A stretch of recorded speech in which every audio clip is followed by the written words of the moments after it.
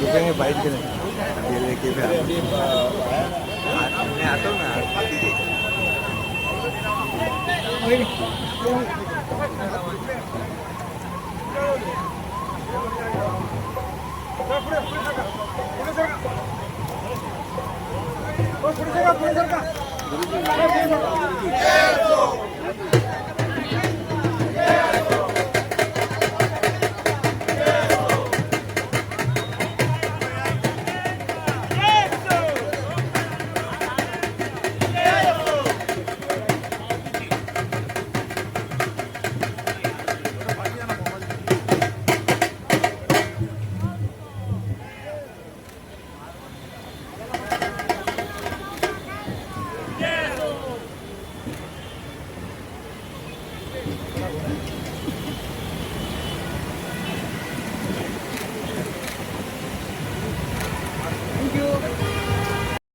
ओ समोरून समोरून ओ समोरून थोडा बाजूला दिसू द्या ना साहेबांना दिसू द्या विशाल जी थोडा मागे आहे ना थोडा मागे लवजी साळवेंचा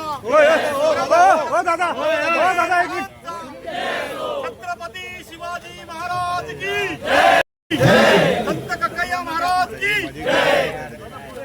लोकशाहीर अण्णाभाऊ साठेंचा छत्रपती शिवाजी हो जरा पाठी आहे ना साहेब छत्रपती शिवाजी महाराज की डॉक्टर बाबासाहेब आंबेडकरांचा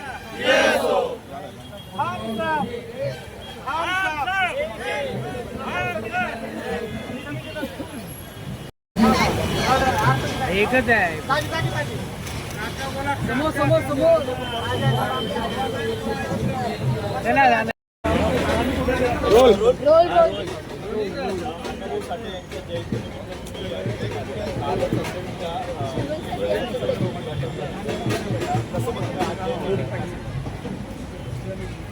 सर्वात प्रथम तर लोकशाहीर अण्णाभाऊ साठे यांना विनम्र अभिवादन करतो।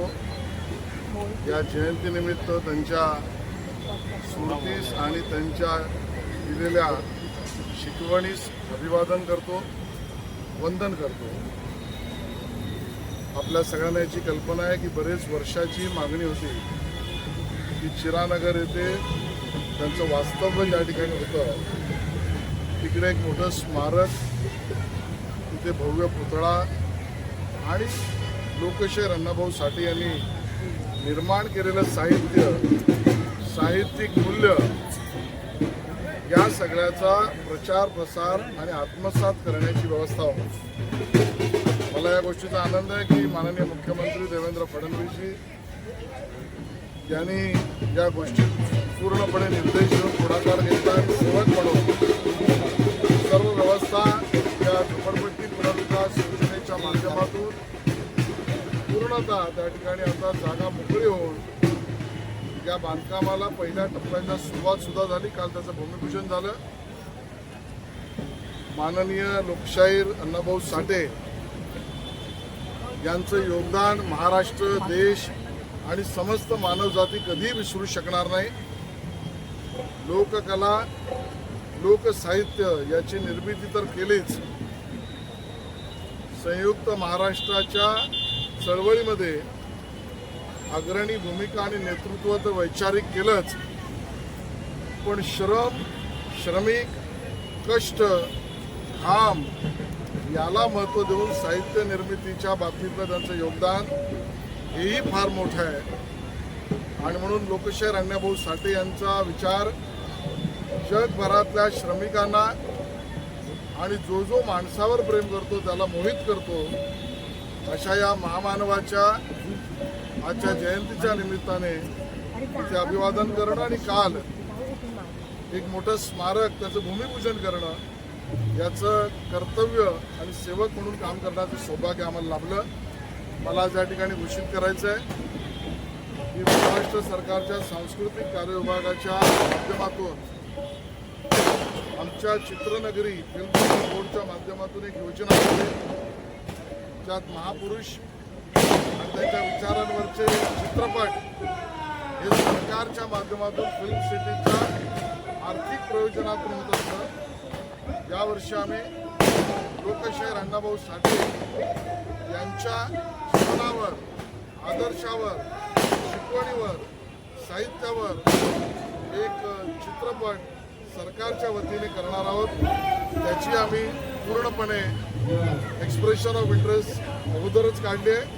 अंतिम निर्देशक कोण असेल याबद्दलचा अंतिम निर्णय आम्ही घेणार आहोत आणि येत्या वर्षात त्या चित्रपटाच्या कामाला सुद्धा सुरुवात करू. केंद्रीय गृहमंत्री अमित शहा पुण्याच्या अण्णाभाऊ साठेंचं स्मारक इथला आता पुतळा आदरणीय पवार साहेब, माननीय सुशीलकुमार शिंदे साहेब आणि त्या काळातल्या काँग्रेस पक्षाच्या प्रयत्नातून हा झालेला आहे. आणि त्याच्यानंतर ट्रस्ट स्थापन करून त्यांचं घर असेल, त्यांच्या ज्या आठवणी असतील, त्यांची भाषणं, त्यांची शायरी, त्या सगळ्याची नोंद पहिल्यांदा आदरणीय पवारसाहेब जेव्हा राज्याचे मुख्यमंत्री होते त्या कामाची त्या काळात सुरुवात झाली आणि आज आम्ही सगळेच त्यांना अभिवादन करायला आलेलो आहोत. आज केंद्रीय गृहमंत्री अमित शहा पुणे दौऱ्यावर आहेत. खरं तर संसदेत त्यांची मागणी जास्त आहे. वारंवार खासदार बोलतात की अमित शहा आले पाहिजे, संसदेत बसून त्यांनी उत्तर दिलं पाहिजे, मात्र संसदेत न राहता पुणे दौऱ्यावर ते आहेत. एक गोष्ट आपण सगळ्यांनीच मान्य केली पाहिजे की आज देशामध्ये एक चर्चेची गरज आहे. पार्लमेंट, संसद भवन हे चर्चेसाठी आहे आणि आमची एक चर्चा नीटच्या परीक्षेवर झालेली आहे आणि एक भावना सगळ्यांचीच होती की आज जी नवीन पिढी या देशाची आहे ती प्रचंड अस्वस्थ आहे आणि कुठल्याही जेव्हा एका देशामध्ये कुठलीही पिढी अस्वस्थ असणं हे काळजीची गोष्ट असते. आणि मी स्वतः 2 मागण्या माझ्याही भाषणात केल्या होत्या. राष्ट्रवादी काँग्रेस पक्ष आणि बारामती लोकसभा मतदारसंघाच्या वतीने मला बोलायची संधी मिळाली आणि त्याच्यात मी 2 मागण्या केल्या होत्या की ह्या सगळ्याची इन्क्वायरी झाली पाहिजे.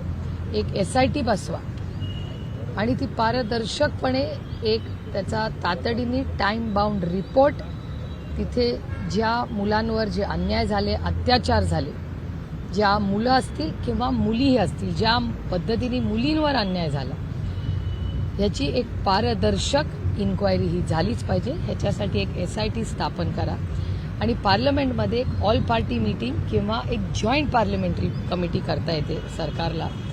त्याची एक मागणी केली की भारताचं शिक्षण पुढे कसं असावं किंवा नीटची परीक्षा. आता तुम्ही मला सांगा, UPSCची परीक्षा होते, त्याच्यात पेपर फुटतो का हो कधी? UPSCचा पेपर का नाही फुटत आणि नीटचाच पेपर का फुटतो? किंवा कोचिंग क्लासेस, तुम्हाला आश्चर्य वाटेल, अनेक कोचिंग क्लासेस असे आहेत ज्यांचे IPO येत आहेत, म्हणजे इतके पैसे झालेत त्यांच्याकडे की आता ते मोठा व्यवसाय करून पब्लिकली लिस्टेड कंपनीज होणार आहेत. हे धक्कादायक नाही, शिक्षणाचं बाजारीकरण झालेलं नाही आहे. मग ह्या गोष्टीवर आम्ही नाही चर्चा करायची तर कोणी करायची? संसद भवन त्याच्यासाठीच आहे. त्याच्यामुळे आम्ही अतिशय प्रांजळपणे राजकारण बाजूला ठेवून आपल्या मुलांना न्याय मिळावा आणि परीक्षा पारदर्शकपणे व्हावी याच्यासाठी आता AI मला सांगा, जगामध्ये परीक्षा होतात, जगभरात परीक्षा होतात, तिथे कसा पेपर फुटत नाही, आपलाच कसा फुटतो? मग एकीकडे तंत्रज्ञान, आधार कार्डसारखा अप्रतिम कार्यक्रम काँग्रेसच्या सरकारमध्ये UPAमध्ये हा डॉक्टर मनमोहन सिंग साहेबांच्या काळात झाला. आज प्रत्येकाला आधार मिळालं की नाही? मग ते पारदर्शकपणे होऊ शकत. एक साधी नीटची परीक्षा हे सरकार नाही घेऊ शकत. आणि जो पेपर पडतो, आता बिल आणलंय पण त्या बिलमध्ये मी तरी समाधानी नाही, राष्ट्रवादी नाही, इंडिया अलायन्स नाही. आणि हे तर सोडावं, राजकारण होत राहील. एक पालक म्हणून पण आम्ही कोणी समाधानी नाही, कारण का नुसती शिक्षा होऊन हा प्रश्न सुटत नाही ना. तुम्ही लिकेजेस बंद करायला पाहिजे, शिक्षा वाढ होईल. पुढे काय, अजून कोणीतरी लीक केलं परस्पर तंत्रज्ञानाचा चुकीचा वापर करून, तर त्याच्यावर प्रशासन कोणाचं असणार आहे? त्यामुळे मला विचाराल तर आम्ही खूप दुर्दैवी आहे की भारतामध्ये आज संसद भवनमध्ये, आणि आम्ही काय मागतोय, आम्ही एवढंच मानतोय की केंद्र सरकारने हा विषय गांभीर्याने घ्यावा आणि चर्चा करू ना. आता तुम्हाला आठवत असेल, बेलगामवर एवढा मोठा हल्ला झाला, ऑपरेशन सिंदूरच्या वेळी सगळे एक झाले की नाही देशाच्या हितासाठी? तर भारत सरकारने का नाही एक हात पुढे करावा आणि कॉन्फिडन्समध्ये घ्यावी विरोधी पक्षाला आणि मिळून आपण पुढच्या पिढीचे प्रश्न सोडवण्यासाठीचं संसद भवन आहे ना. तुम्हाला यावेळेस म्हणजे पहिल्यांदा असं झालं की आम्ही संसदेत बसलो होतो आणि आवाज येत होते असा बॉम्ब हलका फुटल्यासारखा. तर आम्हाला कळेना की अरे हे आवाज कसले येत आहेत. तेव्हा आमच्या लक्षात आलं की टेअर गॅसच्या नळकांड्यांचे जे आवाज होते ते संसद भवनच्या लॉबीमध्ये आम्हाला ऐकू येत होते. आणि मी माझ्या भाषणात बोलले माझ्या किंवा बाकी कुणाचे सत्तेत असलेल्या ना मंत्र्यांच्या ना खासदारांच्या मुलांना काही काळजी का नाही वाटली, कारण का संसद भवनमध्ये सगळं बंद आहे. पण त्या आईचा, त्या वडिलांचा, त्या बहिणीचा, भावाचा, कुटुंबाचा विचार करा. त्यांची मुलं जंतर मंतरला आंदोलन करत असतील, त्यांच्यावर काय त्या क्षणी जात असतील. तुमच्यासारखे अनेक तुमच्यासारखे रिपोर्टर पण लाईव्ह करत होते. कालच मी इंस्टाग्रामवर एक रील पाहिलं, एक पंजाबची मुलगी आहे, ती तिच्या भावाला शोधत होती आणि ती अपील करत होती की मी माझ्या भावाला शोधते, मला मदत करा. मला सांगा, ते भारतीय नाहीत का? त्यांना अधिकार नाही का? प्रेमाने जर पोरांशी कोणीतरी, आपल्या लेकरांशी, आपल्या मुलांची मुलींची प्रेमाने कोणीतरी बोललं असतं तर कदाचित हा दिवस आलाच नसता. आपल्या मुलांवर आपण लाठीचार्ज करणं हे योग्य आहे मला सांगा, दुर्दैव आहे. आणि भारताच्या इतिहासातला हा एक मोठा टर्निंग पॉईंट आहे. काही आज केंद्रीय गृहमंत्री अमित शहा पुण्याच्या दौऱ्यावरती आहे. लोकमान्य टिळक पुरस्कार अजित डोवाल यांना दिला जातो, परंतु त्यांच्या स्वागताच्या बॅनरवरती त्यांचा उल्लेख चाणक्य असा मुरलीधर मोहोळांकडनं करण्यात आला आहे. छत्रपती शिवाजी महाराजांचे फोटोज बॅनरवरती लावले. ही लोकशाही आहे, प्रत्येकाला बोलायचा अधिकार आहे. पण तुम्ही बघा ना, आज पुणेकर नुसती काँग्रेस पार्टी मी म्हणणार नाही, कारण का माझं प्रशांत जगतापांशी बोलणं झालं का. मी प्रशांत जगतापांना विचारलं की काय आंदोलन करताय. प्रशांत जगतापांनी मला सविस्तर सांगितलं की ताई, हे फक्त काँग्रेसचं आंदोलन नाही, हे पुणेकरांचं आंदोलन आहे. आणि आम्ही कोणीही याच्यात राजकारण आणू शकत नाही, पण आमच्या आपल्या सगळ्यांची, ती काय फक्त कुणाची मुलं नाही, ती भारताची मुलं आहेत. त्या भारताच्या मुलं आणि मुलींवर ज्या पद्धतीने लाठीचार्ज झाला, ज्या पद्धतीने मुलींचे केस पकडले गेले, त्यांना म्हणजे खूप, म्हणजे मी बोलूही शकत नाहीत अशा गोष्टी मुलींबरोबर घडल्या. अतिशय दुर्दैवी आणि त्याचा आम्ही जाहीर निषेध करतो. पंतप्रधानांनी एक नवीन व्हिडिओ आता इंस्टाग्रामवर टाकला आहे. त्यात ते म्हणतात की माझ्या आईवरूनही शिवी देण्यात आली, मात्र या सगळ्या पोरांना माफ केलं पाहिजे, ही सगळी आपलीच मुलं आहेत. म्हणून तर आम्ही चर्चा मागतोय ना. जर ह्या गोष्टीवर दोन्ही बाजूने विरोधी पक्षाला कॉन्फिडन्समध्ये घेऊन जर ह्याच्यावर सविस्तर चर्चा झाली तर मार्ग निघू शकतो. पण इच्छा असली पाहिजे ना मार्ग निघायची. आम्हाला या विषयावर राजकारण करायचं नाही, पण भारतातल्या युवक आणि युवतीवर जर भारत सरकारने केसेस केल्या तर ताकदीने, माणुसकीच्या नात्याने आपली भारतीय मुलांच्यासाठी आम्ही ताकदीने लढणार. वेळ पडली तर आम्ही करू. आमच्याही संघटनेमध्ये खूप एक वेगळा लिगल सेल आहे, राष्ट्रवादी काँग्रेस म्हणून नाही, पण भारताचे नागरिक म्हणून आमची सगळी लिगल टीम ह्या प्रत्येक मुला आणि मुलीबरोबर ताकदीने उभी राहील. आम्हाला एक अजून व्हिडिओ घ्यायचा आहे.